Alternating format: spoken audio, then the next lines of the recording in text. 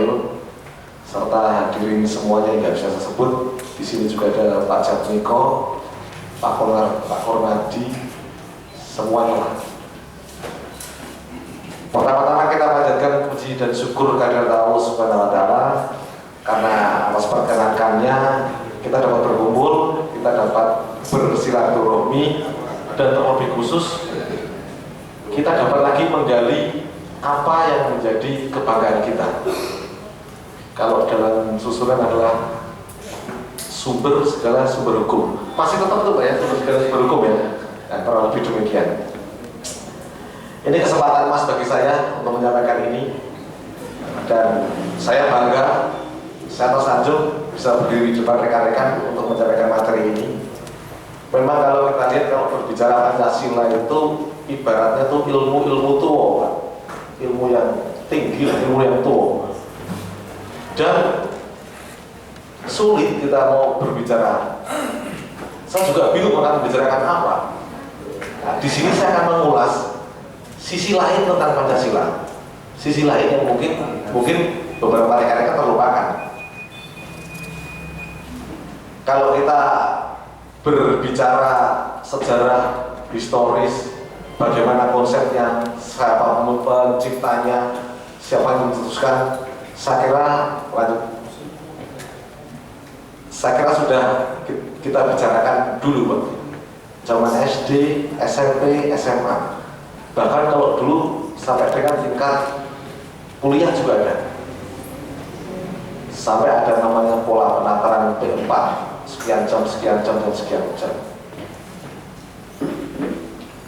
Tetapi manakala reformasi terjadi, semua masyarakat lupa itu Pancasila. Bahkan langka dibicarakan. Reformasi itu penting, lonjakan kehidupan itu penting. Orang hidup itu tidak boleh statis.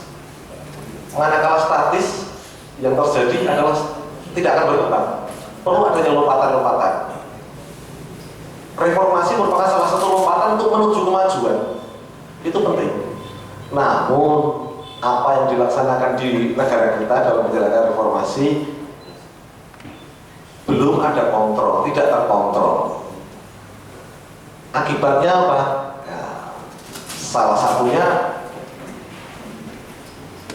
etika kita mulai turun. Etika manusia mulai turun. Kenapa mulai turun? Ya karena Pancasila sudah lama dibicarakan. Muncul lagi istilah, kalau kita belajar ke barat-baratan atau westernisasi, makin jauh lagi Pancasila. Padahal kita sadar Pancasila itu jadi diri kita aslinya itu Pancasila. Kemudian muncul radikal Islam. Kita dengar dulu Imam Samudra, bagaimana dia ingin membuat negara kita negara Islam. Atau sekarang fenomenal, yang lebih fenomenal saya ini adalah ISIS. Kita baru sadar bahwa Pancasila itu perlu. Memang sekarang belum terlambat. Ini tergantung daripada diri kita sendiri, diri kita dan anak cucu kita, bagaimana kita menjaga negara ini. Sadar, tapi ya seperti ini kondisinya. Lanjut. Ini kami tidak bicara banyak. Harapan kami nanti ke depan kita lebih banyak diskusinya ya. Kemudian apa yang menjadi jati diri kita yang ada di dalam Pancasila sekarang mulai tergeser dengan adanya istilah ya kebarat-baratan lah. Orang mulai mencintai produk luar negeri. Sebagai contoh, gunakan barang kalau bukan buatan Amerika atau lagi nggak puas. Endingnya apa? Ya endingnya produk dalam negeri kalah.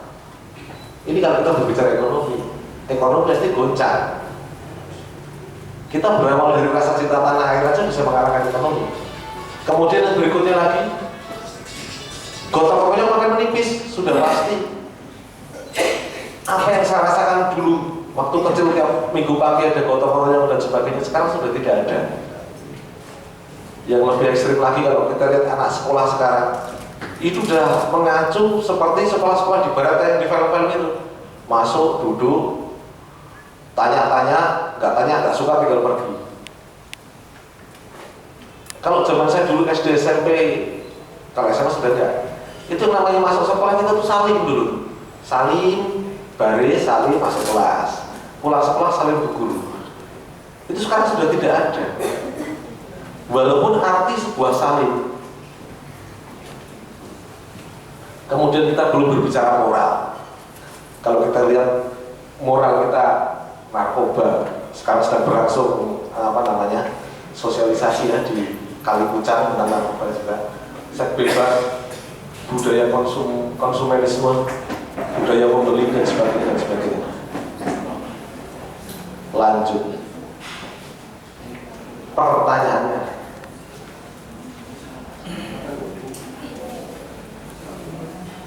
memang kalau berbicara Pancasila itu apa ya, berat kita, memang kurang menarik.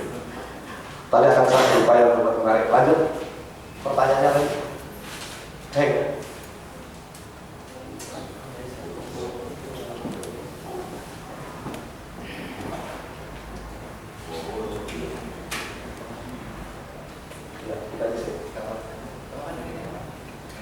ini yang salah apa nih? Bangkunya atau mejanya ini?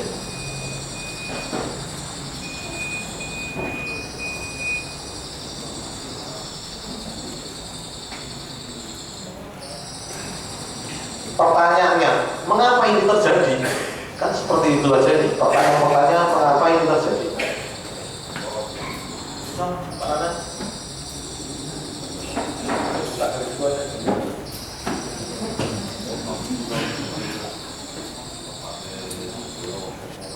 Saya sudah berupaya buat.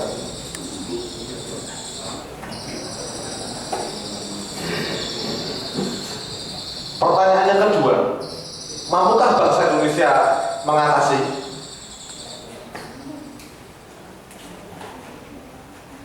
Dari dua pertanyaan ini kita sudah susah menjawab.